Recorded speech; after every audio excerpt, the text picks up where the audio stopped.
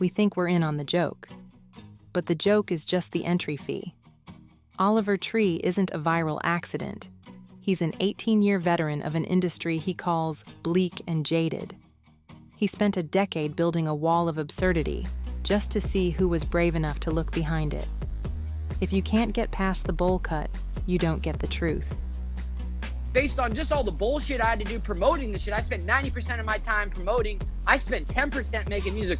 I got into this to make art, not to just sit around talking about it. So it's fucked up, man. It's not what I want to spend my life doing. I want to go out there. I want to make the best music I can make. He realized that if you wrap genuine, vulnerable art in enough irony, the algorithm will hand-deliver it to millions. He isn't fighting the modern internet. He's weaponizing it. The stunts, the fake lawsuits, the trolling. That's just the shipping cost to get the music into your headphones. Working on a bit of a template, which allows someone to be able to wear one outfit and be able to do every type of media together, which this isn't necessarily the newest concept, but the way we're pushing it and applying it is unique in the sense that I am basically, everything I ever do has been in this outfit. So I've been spreading these breadcrumbs throughout the internet, and the interesting idea behind this is I'm putting out all these things out there. If these different types of art that exist, I have a consistent look through it all. And the truth is that gives me tremendous freedom to be able to do whatever I want and have it all trail back to one place. And using the same name as well. So this is something that I've been working on, trying to push the template and make a blueprint that can make it so that people can do everything and have it all trail back to the art. And the truth is, it's a very unique way to find art because you're setting up these breadcrumbs, and when you see it at first glance, you just see it and you're like, oh, this is just some stupid little video, some dumb meme, but the truth is it's about creating this as an entrance point to a world and using the meme or this image as a thumbnail to pull people into this world. Really, I realized at a certain point that it was about entertainment. And the truth is, art is entertainment with substance. So the truth is that they're not so far apart. But if you really want to get into being an artist, you are ultimately entering into the place of being an entertainer. And the way I'm doing it and tying together and making documentaries and documenting, creating art, I am creating new blueprints and designing new ways for people to do it. While everyone else was trying to hack the algorithm, Oliver was writing the manual. His CalArts thesis, Designing the Human Meme, proves he knew exactly what the internet wanted before he ever put on his mother's ski jacket. I actually wrote my entire paper and piece on how to turn yourself into a meme. Original one, and I don't want to say too much, but basically talking about designing the human meme and persona, but talking about, you know, costumery and designs, talking about crowdsourced entertainment, memes and music, talking about the dark side of the meme, you know, talking about meme etiquette, the money industry. You know, I wrote this whole entire paper on all this stuff, and it's a very in-depth piece, but I ended up taking it one step further, and over the last few years, since I graduated 3 years ago, I've been developing it into a memoir, and this is how to turn yourself into a meme, the road to using your image as a vehicle. And this, I mean, it lays the blueprint for what I've been doing, and it also talks about, you know, how these things should be used for only the greater good, because this is extensive knowledge and I don't want people using it to market some bullshit product. I've set it up in the context where it would be only usable to artists, and the idea is that it would be used for artists to be able to get their music heard, because I also struggled my whole life getting anyone to hear my music. So I'm kind of setting up a blueprint that allows people to promote their art on their own without the need of so many things. And truth, you just need a camera or a video camera. So but yeah, it's something that I take very serious. I studied memes thoroughly. I studied the origins of it on the internet, and it's just, you know, people just need to understand that meme doesn't have to be a bad term. I think there's a lot of negative connotation about what it is, and people consider it just something that, you know, is a cheap chuckle, keep scrolling. It's not about trying to necessarily ride off the movement that's happening. You kind of got to try to carve your own lane out of it and do your own thing. And if you are too caught up in it, you're just going to be caught up doing what everyone's doing, and you're not going to really do your own thing. But the true genius isn't the loud, obnoxious character. It's the contrast. Watch the posture change.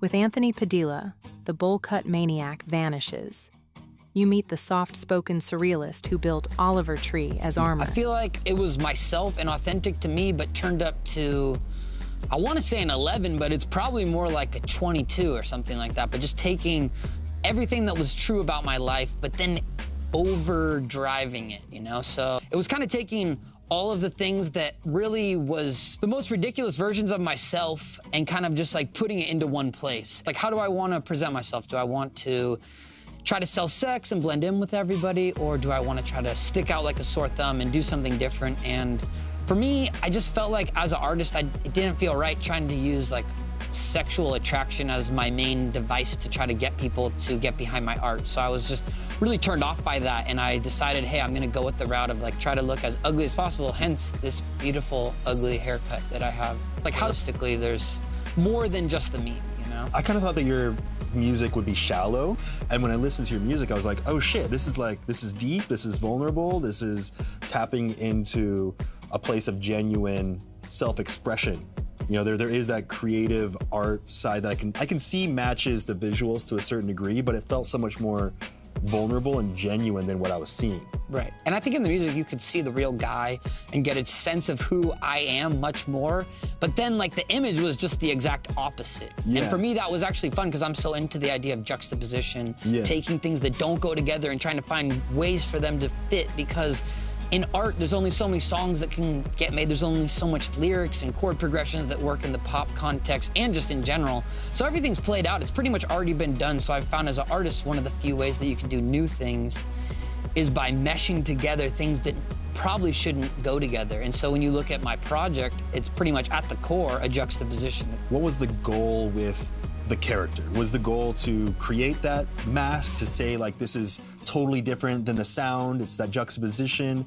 Was it a way for you to kind of give something else for people to focus on while you were able to express that genuine, vulnerable side of you? As an artist, my job is to put up a mirror in front of society. So to show just how ridiculous and how stupid things have gotten, I kind of had set that mirror up to show society, hey, this is kind of like an extreme version of where we're at right now. Entertainment is 360, it's a circle. So like trying to find these different ways to penetrate into the center to try to get to whatever the goal is. And so for me, every time I try something, it's trying a different angle slightly. And that's why my style is very eclectic, because I'm just constantly one failure after another, trying to figure out how to break into the place I want to get and how to get there. And it's never there, it's never close, but there's certain times where in the reaching for the impossible, you reach the impossible. This is a masterclass in modern digital survival.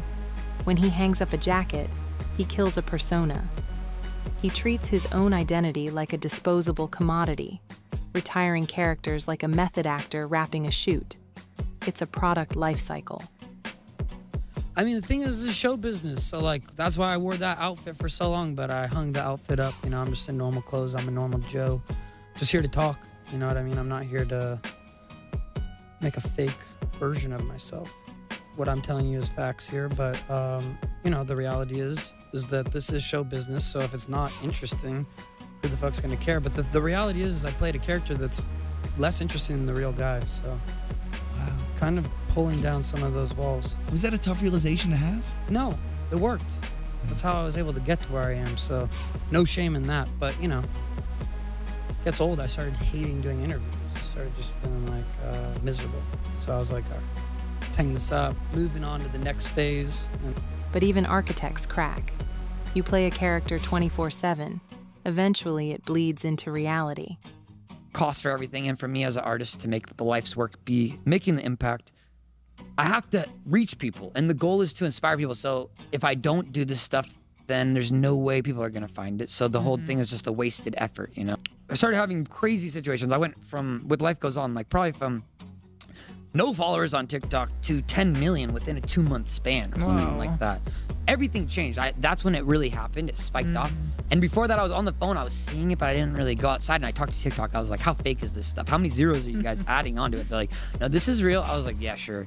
I'm sure the label just puts some number, adds the number up or whatever. And then like when I returned from Egypt, and I was in Utah in the middle of nowhere, and like my friend's wedding, and we had this dinner afterwards, and like everything had shifted, because in this character that we portray or the way we present ourselves or whatever we're doing online, like that starts to shift. And I was like, it's just one of those things where like you see the effects of it and people in their mind, they're like, oh man, I wish that I would be loved, or I wish that maybe this would be, you know, they feel lonely. In general, we feel lonely, and people think if you become loved universally as a celebrity, whatever, that everything is going to be better. But like, you just get more lonely, you know? Yeah, and this album alienating. it is. And I felt Rapunzeled up into this fucking tower where it's like, I can't even go out. I can't experience. You just start to feel the weight of it being a job. And if you're going to go outside, you're working that day.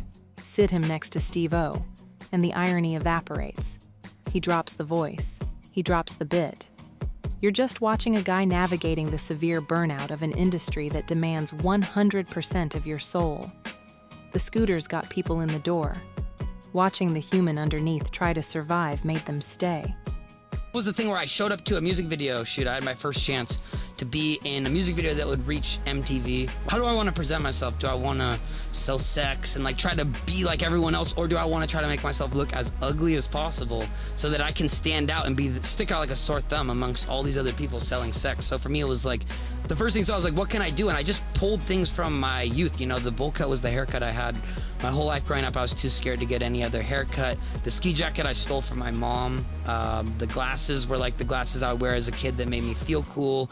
The JNCO jeans were like the pants that I always wanted, and the socks and sandals combo was like the most goony, ridiculous style of footwear I would wear. So it was pulled together very like, you know, authentic to me. Like I didn't have to buy the jacket. I literally stole it from my mom's closet. And I show up to the music video shoot, and my friend Getter, who is one of the stud dudes, he like looks right through me. He didn't even recognize me.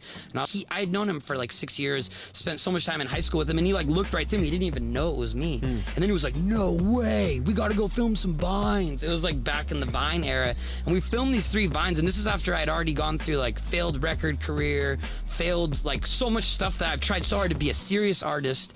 And then we film, and no one listens to my music, no one cared. And like, then we filmed these Vines, and the first one got posted, this one, and it got like maybe 1 or 2 million in the first couple days. And then like, then he posted another one, and it was us dancing, and that one got 1 million in the first day or 2, and then posted another one, that one got 1 million. And I was like, what the hell is going on here?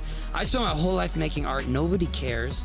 And somehow now I've figured out that this, I didn't even have to try, I just show up looking silly, and that's what people want to see. They didn't even care. So I was like, so then that just sort of like informed a new approach to everything that you tried before, and all of a sudden it started working. It was fairly calculated because I had the strategy. I'm gonna go in, this is what I want to wear, but I was also playing a cashier in this video, and like they're like, you can't wear the jacket, you can't wear this, like it doesn't fit the story. And I was like, all right, that's fine. But anyways, I was like, that was the original plan look that I wanted to do, and I was like, this really worked too well. I was like, how is this way more potent than the art I've been making? So I was like, how do I find a way to use this look and really like maximize on it, to use it as a vehicle to pull all these people over to my music? And at first I kind of was like weary. I was like, I don't really want to like make it forced promotion of the songs. So I just kind of developed the persona and kind of developed trying to make it so that this character could kind of live in the internet and not necessarily make it like, this guy's a musician. So people were like,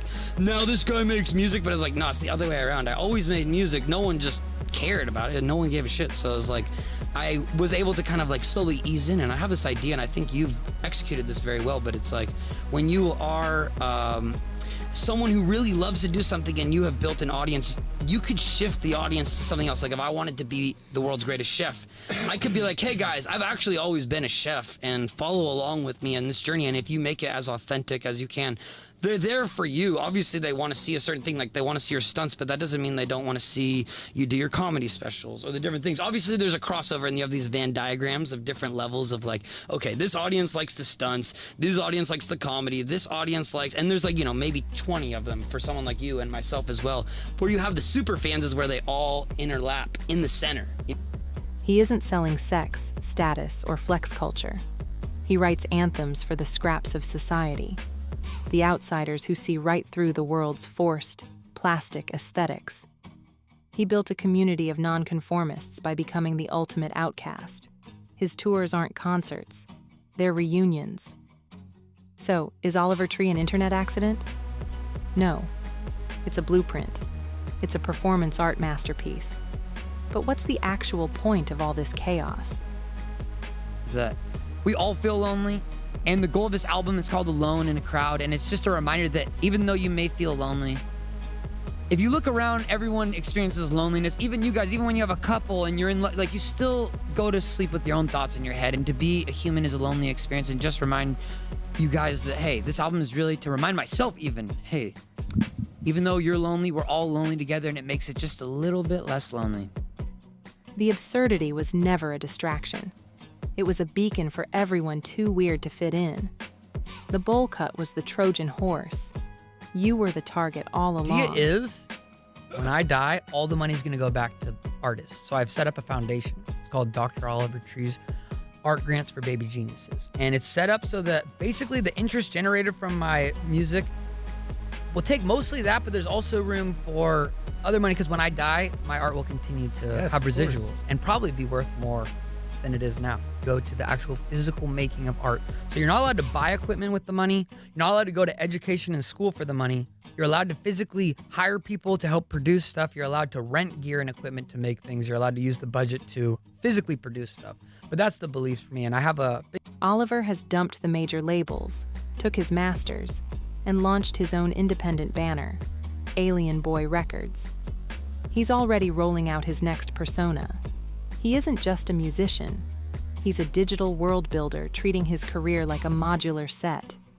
The record executives thought they were exploiting a viral joke. They didn't realize they were just funding his independence. The architect didn't just build the house. He bought the block. And he's already clearing the land for the next funhouse. None of this shit was mine. I didn't make any of it. It all just was in the ether, and I was just the guy who worked at 4 a.m. to 8 a.m. and happened to channel the ideas that day, and then, you know. So I can't take credit.